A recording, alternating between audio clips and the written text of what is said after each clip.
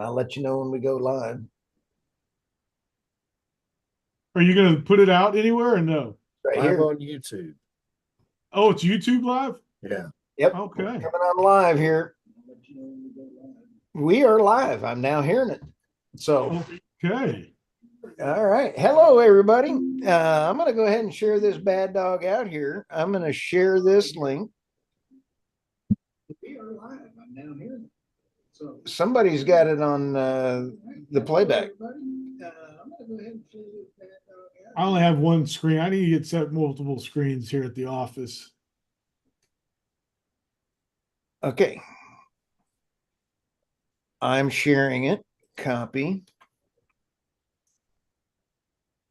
LinkedIn. Oh, let's see. There's that. Look at that. LinkedIn. All right. All right. What'd you do on LinkedIn? I wish I knew what he was doing. I'd do it myself, but That's what I'm trying to do here. Let me see. Okay. Oh, hey. Now I love it. I'm trying to get two screens on my laptop. Now I've got four. All right. Now I've got four. All right. Stu, what'd you do? Hang on. I'm about to get you there. We're going to have a little fun. That's Why not? why not? Why not? Instead of being in a bar, we're live. Yeah. Here we go. Hang on. Are live on the podcast. Energy crisis In the Red Sea. So we're on YouTube and Yep. so I guess we're on your YouTube page, right? Just in case anybody's out there, huh? While we get this set up. Thank you for bearing with us. This was impromptu. David, I'm just gonna say this one time. I don't have my pin on right now, but go Frogs. They're still the only team that can beat Michigan in the last 2 years. And They did beat Michigan. Yes, they did last year. and I think Washington's going to beat them again on Monday. it'll be interesting. Washington looked good. Actually, like last year, all four teams that were there really looked good. And Georgia the other day, oh my gosh, did they put a stamp on that undefeated Florida State team? That was why, because weren't they the ones saying they should have been in the four? Yeah, that was pretty brutal, man. That was brutal. It was. At least TCU scored four more points or four more points. Hey guys, we are now live on YouTube. I kicked it over to LinkedIn. Welcome everybody to the Three Podcasters Walk Into a Bar. My name's Stu Turley, President and CEO of the Sandstone Group. And I tell you what, you ever had that crazy old uncle that, like at Christmas vacation, where he says, these three guys walk into a bar? I happen to know the other two. We got David Blackmon. David Blackmon is one of my favorite compadres in the world. We got us some Substack stuff. He's Substack. He is on Forbes. Forbes. He's on the Daily Daily Caller. Yeah. He's on the Telegraph. I mean, the man is a legend in my mind. Then we have RT. RT Trevino is one of them big dogs over there at Pecos operating. RT, welcome, and we appreciate you. How's everything going for you? And you are the podcast host for The Crude Truth, and we will all be at NAPE live. I'm excited about that. We're working on a few things over here at Pecos Country Operating right now for NAPE. But hey, I'm excited that we're going to have the one of the podcast pavilions. I guess we're going with the Crude Truth Podcast Pavilion presented by Stu Turley, David Blackmon, and Rey Trevino. I'm very, very excited, and what a lineup we're going to have of guests. And I think we're going to start dropping advertisements and for that here real soon, and get David's face all over the internet. Oh my God, not my face. I'll have to shave. I don't want to shave. Yeah, you're back. We don't need to see that. Okay. Hey guys, I want to get us kicked off. RT, you brought it up, the Red Sea. Yeah. And it is an amazing choke point in that. And then after that, we can go over to David's predictions, which I think are phenomenal. I got a bone to pick with one of them, but I think we ought to chug over to the Red Sea and see what's going on over there. Didn't Iran just have an explosion go on this morning?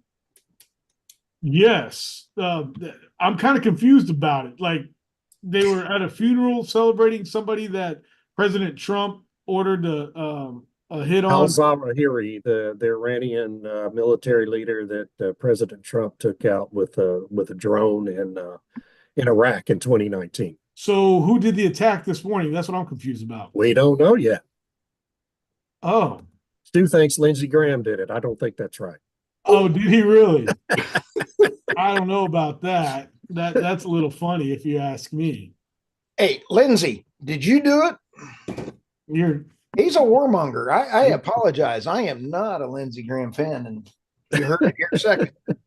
Well, I tell you what, it just adds more fuel to the fire there in the Middle East right now. And it's just another domino that has dropped, and yet oil prices have not changed at all. I think they've gone up $1 today, and we were at 7. Yeah, I think they were up $2 earlier today, but Are we still, up 2 now? Yeah. I mean, if this was 15 years ago, that alone would have dropped, raised us $5 to $10 in within the hour. Yep. Fear factor's a lot less, isn't it? It is. It's kind of interesting how that works. Mm-hmm. It's all the renewables, right, that we have on the roads. Yeah. The stationary batteries. That's what it is.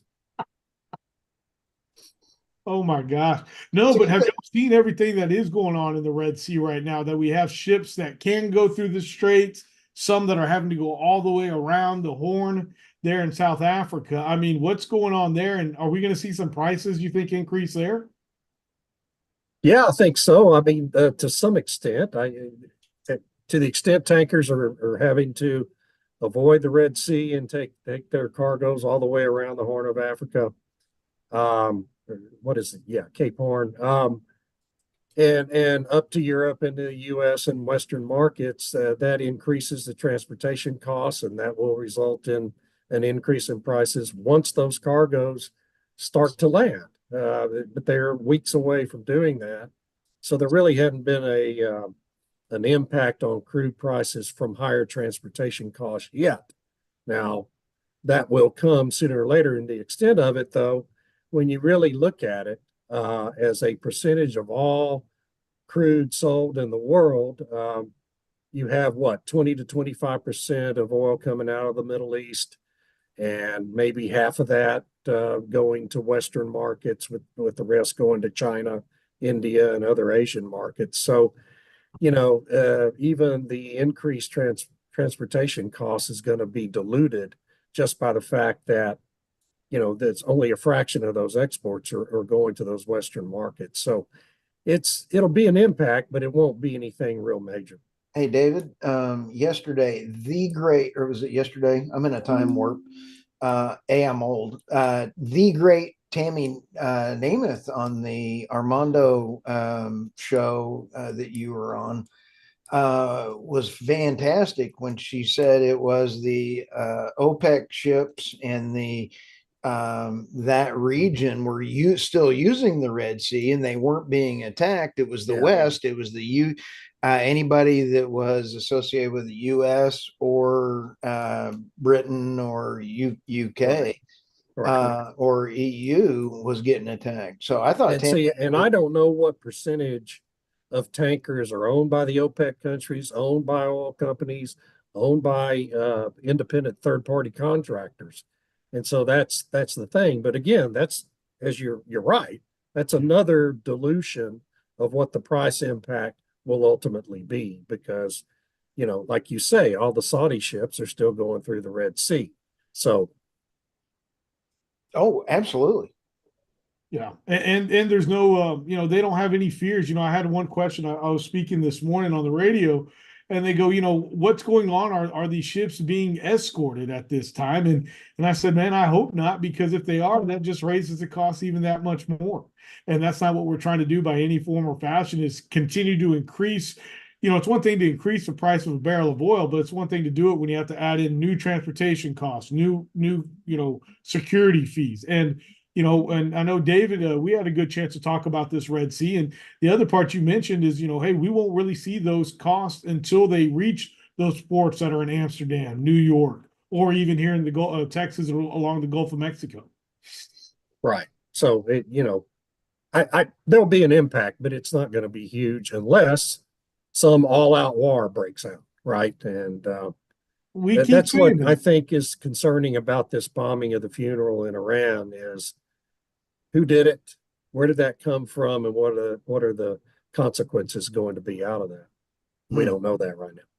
Yeah. Well, David, with this coming around the corner, you had on your Substack a great comment about bricks and everything else. And I loved your answer to this really stupid guy, the Rodney Dangerfield of oil, me. No, it was a good question, I think. I think the petrodollar is going to be demised. It's already well on the way.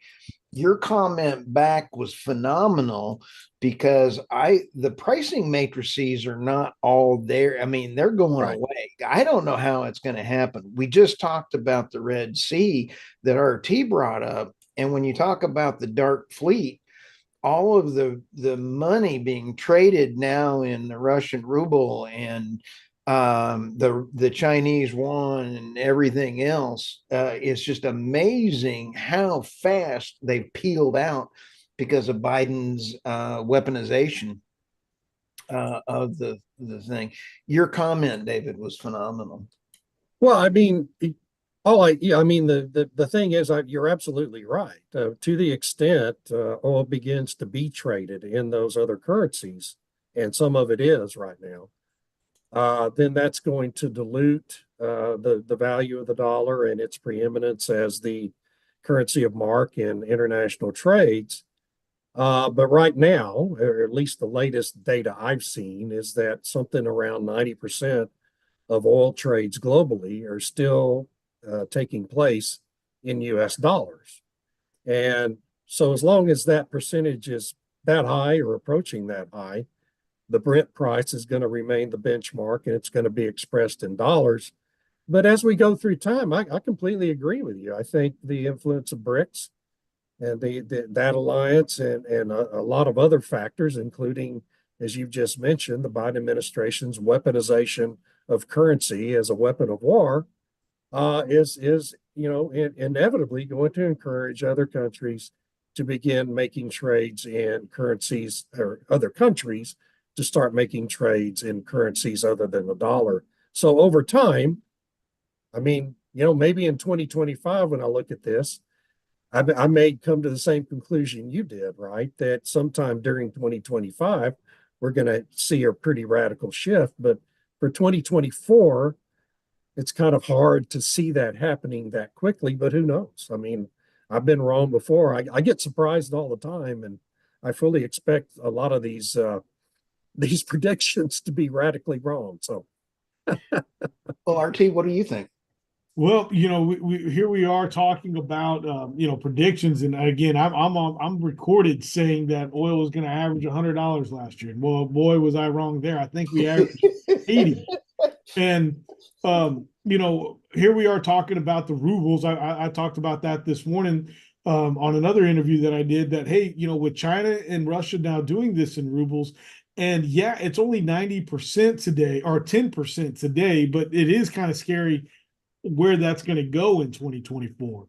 And so when you look at the price of the barrel of oil today, it's already 30 days out. So we're already looking at February. So really, we're 11 months away, technically in some forms or fashions, from 2025. Or if they're doing it the other way, 2025 starts in October. So we're already 3 months into the fiscal year 2024. And I am worried because as we continue to produce here in America, we are not resupplying what we're doing here in America. We have just, I know David wrote another great piece in the Texas Alliance of Energy Producers and TexOGA, which is the Texas Oil and Gas Association, But they also mentioned it that, hey, we have now, produced more oil in 2023 than we have in any year. That is awesome. However, rig count is still down way over 100 rigs prior to 2020. And we are not replenishing the Strategic Petroleum Reserve. We're not even drilling new wells as much as we should be right now. Here at Pecos, God willing, we're going to knock out another 8 to 12. But had this been 2020, we'd probably be somewhere between 16 and 24. And the prices were a lot better, and the economy was in such a better place. So really, as we continue down 2024, David's comment about what's going to happen in 2025, we're going to be there sooner than we know it. And I'm still excited for 2024. So I'm not trying to poo-poo on the year by any means. I know it's going to be an epic year, but we need to be paying attention to what Russia's doing. No ands, ifs, or buts about that. And if we can help out in any way in slowing down them continuing to grab more countries to be part of BRICS. I heard a rumor that BRICS is going to get themselves a president, and I'm hearing very strong rumors that Vladimir Putin is wants to be president of BRICS. It's Yeah, already he's going to done. be the incoming president next year of that organization. I talked to him on the plane from Brazil yesterday, and Armando asked me about that. And when I was sitting there visiting with him, he is the president for next year, RT. You bring up a fantastic point. His commitment is that he's going to bring on new members flawlessly, and BRICS is going to really have a huge impact. In fact, when I was visiting with him on that airplane, which is pretty funny, he was saying that the U.S. weaponization of the U.S. dollar, he doesn't mind it. It's mind over matter, because the U.S., he doesn't mind, because the U.S. doesn't matter anymore. Wow. Well, let me ask you guys this, is it Venezuela or Argentina that's looking to join BRICS? Argentina just refused to, while the new one, correct me if I'm wrong there, David, because I usually use you as a fact checker on my Rodney Dangerfield energy look. Well, it's up in the air. I mean, Argentina accepted an invitation to join in August, but they just had a presidential election, and the new president, Milei, is reviewing that, whether or not he wants Argentina to become formally a part of BRICS. And so it's kind of up in the air right now. He hasn't, at least as far as I've seen, I haven't seen any news today about it, but I don't think he has formally refused that. He's just reviewing it. Well, here's one way that I look at this, with Venezuela being part of it, Argentina reviewing it. One thing about OPEC was always over there. They were across the ocean. We didn't have to worry about them, anything like that. And yes, we're always going to compete with them. I understand that part. But by bringing BRICS over to South America, I mean, I've got people crossing my borders here in Texas every day from South America. Okay.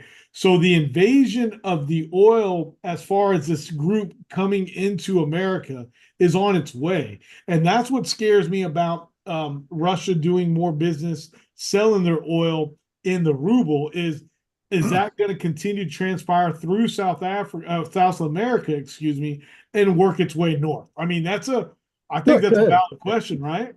It could. Yeah. I mean, Brazil's president has talked about making not just oil trades, but other international import-export trades in his own currency rather than U.S. dollars. And but I mean, the last several years, there's been a lot of talk about that from a lot of leaders of a lot of developing countries and developed countries like Brazil. But at the end of the day, the actual amount of money traded in other currencies has remained pretty low. Right. And so, some of those, that is people saying things in order to, as a negotiating tactic for deals with the United States, for example. And so, until that percentage of dollar trades starts to move down for the U.S. currency, you just have to take it all with a grain of salt. Right. So I do expect that move to happen in the years to come. I want to be clear about that. I do expect that to happen ultimately. So me being, a guy that drills oil wells for a living, right? Shoveling dirt. And rather than us just going out and bombing everybody, what could we do to combat that? Let's say by the end of 2026, it's something like 50-50. How can the United States, how can we stop that, bleeding, so to speak? Is there any formal way that we can actually do that? I mean, the best way to do it is to stop taking on $1.5 trillion of debt every year. Oh, I mean, really and truly, that's the key is we're losing financial stability and strength in the United States because of all the debt we have taken on in recent years. And that's neither been a Democrat or a Republican fully to blame for that. That started when Donald Trump was president in 2020. Yeah. And, you can't, pretty soon, within the next 2 to 3 years, unless something changes, our debt payments are going to exceed the rest of the budget. Okay. The rest of the federal budget. Well, you can't, I mean, a country can't survive financially with that level of debt. So something dramatic's going to have to change, or we will lose that preeminent status as the currency of mark for international trades, because our dollar won't be the strongest currency in the world at that point. Can I add George McMillan, who is a geopolitical fun kind of guy, and what I consider an expert. You guys need to visit with him. He has got a lot of good stuff. He has said that the expectation was intentional by the warmongers, kind of like if Lindsey Graham was a warmonger, it would be that same kind of discussion. And that is, they were trying to get the debt to that point, and he feels like by his predictions, it's been brought in by 8 years. And David, I disagree with you a little bit in that, and it is already to the point where it's almost at the defense budget. And it's more than the defense budget. And so George is fantastic when he talks about the left measures themselves by increasing the social programs. And then the warmongers judge themselves about how many wars they can do and how much defense budget and how much money. I don't know this, but Nikki Haley is accused to be very tight with the war machine. So I don't know that. Yes, but I think that's pretty obvious. Yes. Thank you. I just like being fact checked. She's Lindsey Graham with 3-inch heels. Yes. So, but that measurement is wars, money back. And so the left has this. I vote all politicians out. I've said many times we would have better government if we just selected 535 names at random from, using Google or the phone book or whatever you want to use. Not get Google. Better governance than we're getting right now. Right. Wow.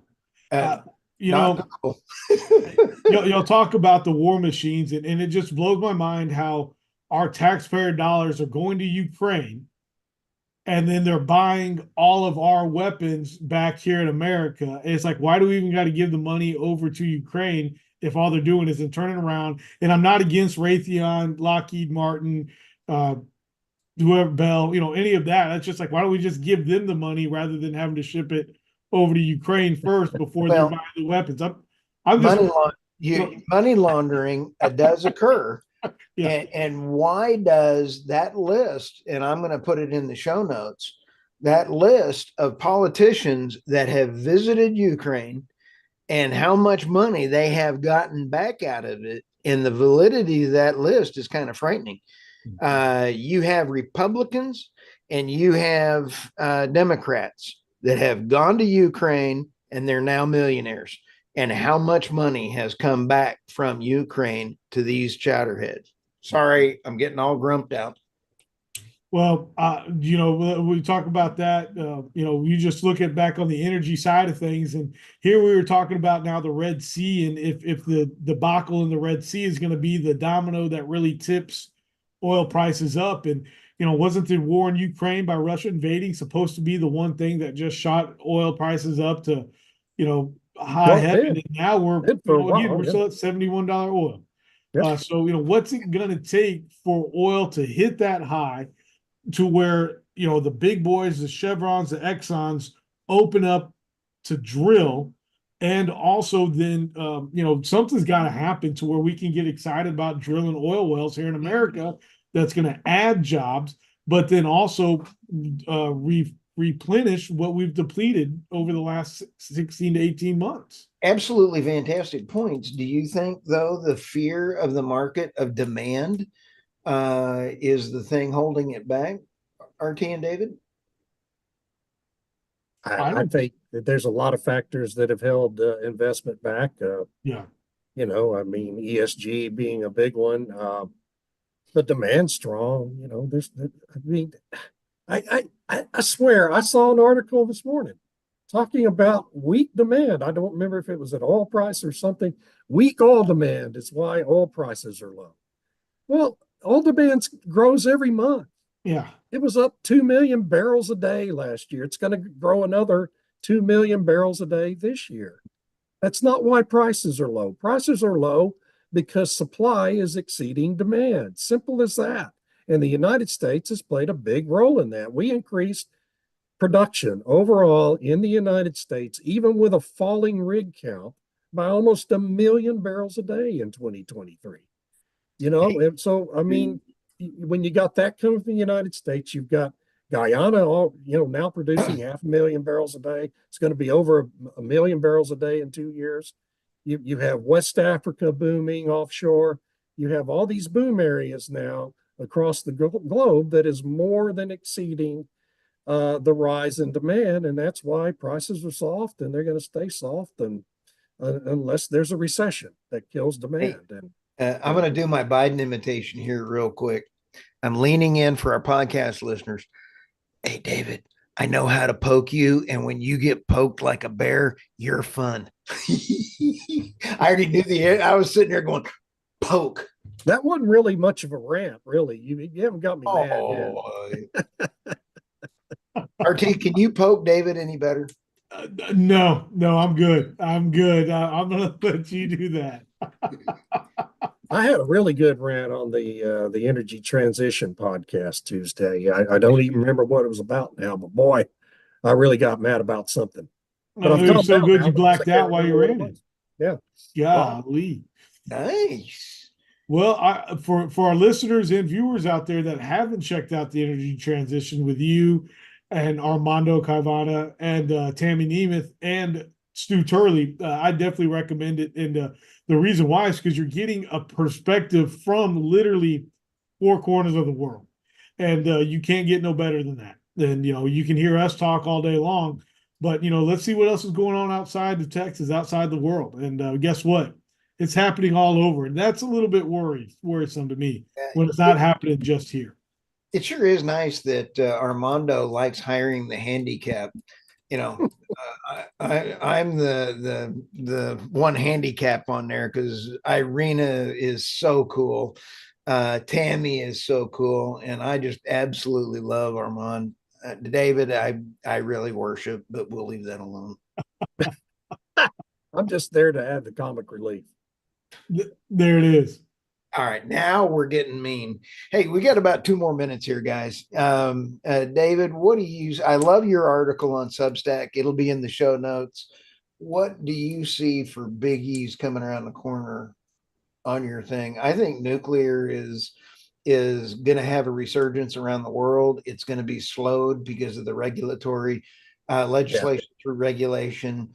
I see natural gas becoming big in, just like I mentioned yesterday in the thing. China has just blowed up, as we say here in Bear Country, blowed up their natural gas production.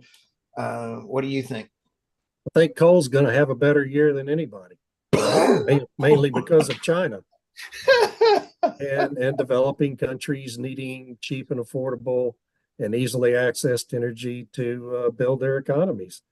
And I think we'll use record amounts of coal again this year, just like we have the last 2 years. And oil will have a strong year despite the kind of soft price. Natural gas, though, I agree with you. Natural gas is a growth area.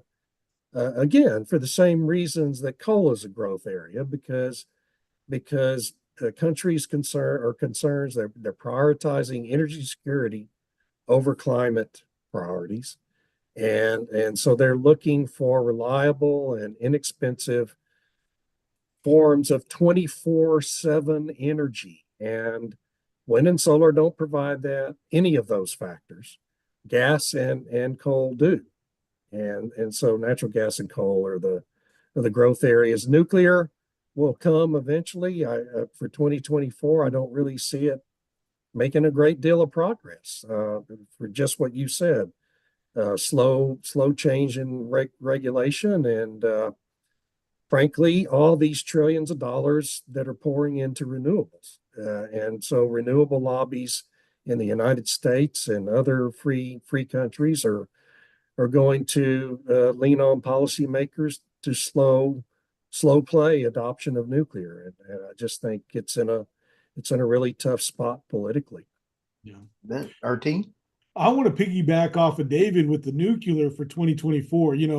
I think, and I'll do a quick shout out to Miss America 2023, Grace Stanke. She's done a great job advocating this year, and I think that's going to be part of her mission in life with her. I know she just graduated from Wisconsin with a nuclear engineering degree. But I think 2024 needs to be the year of education. I think a lot of individuals still have a very bad fear of nuclear.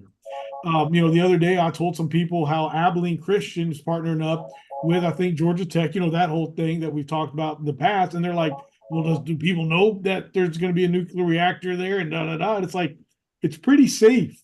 And so we really just need to do a better job right now of sharing with people how safe nuclear really is. We just have that bad stereotype with it. And Yep.